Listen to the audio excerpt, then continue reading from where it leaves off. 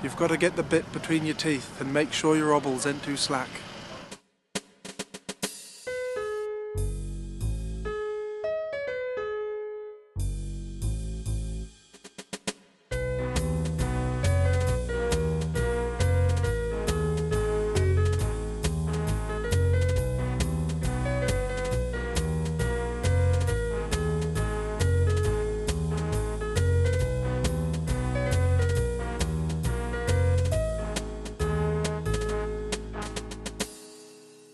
Winning Grand National jockey Howell Davis and ex-jockey Richard Dunwoody are fans of this sport. As you'll see with this sort of day, there's always a lot of jockeying for position. World-class heavyweight boxer Riddick Bowe is also involved. You've got to pace yourself in this pastime. My name's Gareth Price, and my postmodern pastime is harness racing.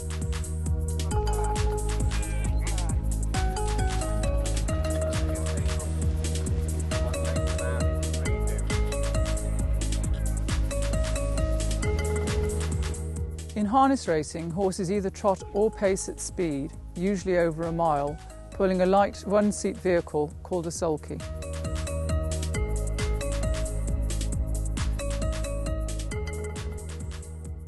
I'm involved with both aspects of getting the horses to the racing. There's the training side and the driving side.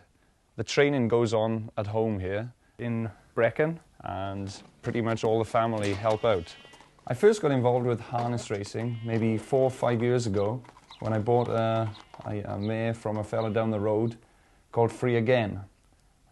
We were always interested in racing far before then, going to local meetings. I've got to know and meet a lot of new friends at racing, and it's developed from there really. They were taking horses, so I thought I may as well have a go at this as well. Last year was my first year actually driving horses in races. This year I'm getting a few more drives from other people, so it's going well and I'm really enjoying it. Harness racing was believed to have originated with the kings of Assyria in 1500 BC. It was also a favourite of the Romans and was an Olympic sport in 7th century Greece. This is the racing sulky, and this is what we race in every week when we take him to the races, rather than the training sulky, which is that one over there. To get into it, you're not strapped in at all, and you can be going over bumps at 30 mile an hour and you end up coming about that high out of the seat, but you're fairly safe. Now the way to get in is just, the way I get in, cock your leg over there and you're in. Fairly straightforward. You were a good boy now, Jack. You're quiet there, fair play for you, weren't you? Come on. Good boy. Yeah. Harness racing was introduced to this country approximately 100 years ago. Well, I like harness racing because, well, it's just the thrill of it, really. You come here to watch the excitement, the crowd cheering. There's nothing like it. I can't think of nothing better than just to be out in the field with nice weather, plenty of excitement, the little adrenaline flowing, and I think it's a very good afternoon out. I'm fairly passionate really about harness racing, and I do enjoy it immensely. Not only the aspect of driving the horses at race day, but I enjoy training a horse. We start racing towards the end of April and the beginning of May. We run right through every weekend until October time.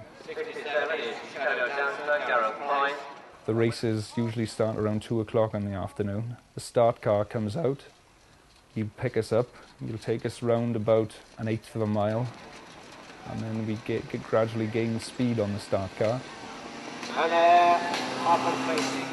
Start car pulls away and he leaves us all racing. What takes them out on the inside there is Hilltop Gold. We go round for a mile, and whoever comes over the line first is the winner. The achievement that's there, you've got 10 or 12 other people going to races with a horse, all intending to do the same thing, and that's winning the race. If you can get your horse better than they can, and you can drive your horse better than they can, then it's something to be proud of.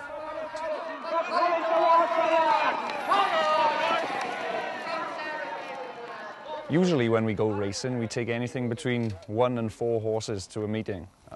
Next week is the biggest race meeting in our calendar, which is Tregaron Trot-in races. We'll only be taking our best horses to Tregaron, and it'll probably just be this one going. He'll be running in the open graded races, and he's also entered in the C-Class drivers race. When a horse is pacing, his legs move in a lateral gait, with both the legs on the same side advanced simultaneously. When a horse is trotting, his legs move diagonally, the left fore and the right hind together. In order so that I can go harness racing every weekend, it's a bit of a pain in the backside, but I have to go to work as well to pay for these horses. I'm a civil engineer based in Swansea, and it's a 9 to 5 job. When I come back from work each night, we have to take the horses out. We either take them round the track in the cart. It'll be a case of jogging them for maybe 4 miles. And if it's too wet to go in our field, we'll take them for a ride somewhere. There's a few places there where we can have a nice gentle canter.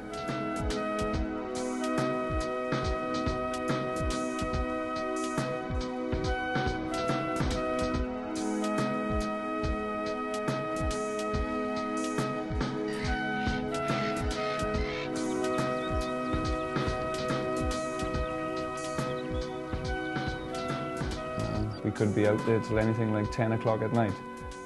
Go to bed then, get up at 6:30 the next morning and go to work again. Some nights you feel like saying, stuff it, we're not going to do them tonight, but it all pays off, and the more you put into the horses, the better the reward at the end of the day. In the United Kingdom, harness racing is particularly popular in the Welsh borders, Wales, the north of England and Scotland. I love harness racing, and I can train and drive the horse in races myself. When I grew up, I want to be a harness racer and just do what my dad does. Yeah. We have kids races, they go behind little Shetlands and carts, and they thoroughly enjoy it, and it's for all ages, it's drivers at 60 and over. At the end of the day, it's very rarely you do get bad feeling between the owners. Everybody comes to enjoy a good day's racing. Today it's Tregaron races, and we're taking Shadow Dancer. He's in the first open heat. He's all ready to go. With any luck, we'll give him a good run for it, but he's in with some tough competition today with some of the best trainers in the country. But you've got to go with a positive attitude, and you never know. Oh. Shadow Dancer will be handicapped off 10 yards, which means he'll be starting 10 yards behind the front horses. And there are a big clump of good gate horses in front of him. He'll be lucky to get a run through, and he's going to have to work very hard to come round these good gate horses. Starters in position, place your bets. They're about to get underway for the first heat of the Welsh Classic. They're on. One Samuel tries to hold off an inside the and Dodo now is giving themselves. So they take a move now as they run up towards halfway. Keith has gone for a bit of a break there on the outside. Two legs further back, just got over the off the final take, they run towards down the outside. On the inside of Don Samuel, then one goes down the side of the flat. But the Squire comes back to more as well. He's running forward, but the Squire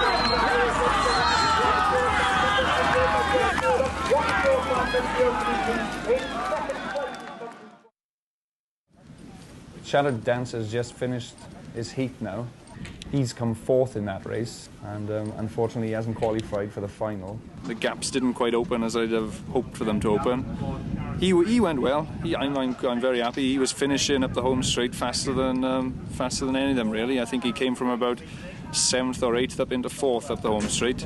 So I'm quite pleased with him, and fingers crossed I got a few hopes for him maybe in the C-Class drivers race later on, which Michael Bevan will be driving it. A driver starts his career with a provisional licence, which entails 3 drives in non-betting qualifiers to the satisfaction of the stewards. Following this, he takes a test, and providing he passes it, he is granted a C-Class licence.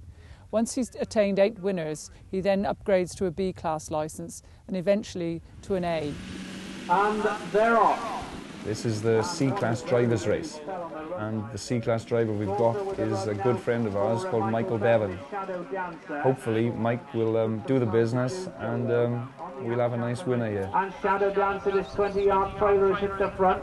Down the straight they come, and finishing pretty well on the near side is Von Daniel, but Shadow Dancer takes the penalty free. It's Shadow Dancer the winner. In second place is Von Daniel, and further back the Blue Rider and Simlock Print. Ladies and gentlemen, please welcome the winner of the C-Class Drivers penalty-free phase, Michael Bevan, with the Gareth Price owned and trained Shadow Dancer. Big reception, please. Thank you. There you go. Thank you very much. I think I got them the wrong way around. No, I don't know, you're doing another. You can fill that with that anyway. Right. That was a bit of a surprise. I didn't think we were going to come anywhere near that. I've enjoyed it now. It hasn't been so bad after all. Picked up this fabulous looking trophy, which no doubt will go very well on my mantelpiece at home. And Daniel, the winner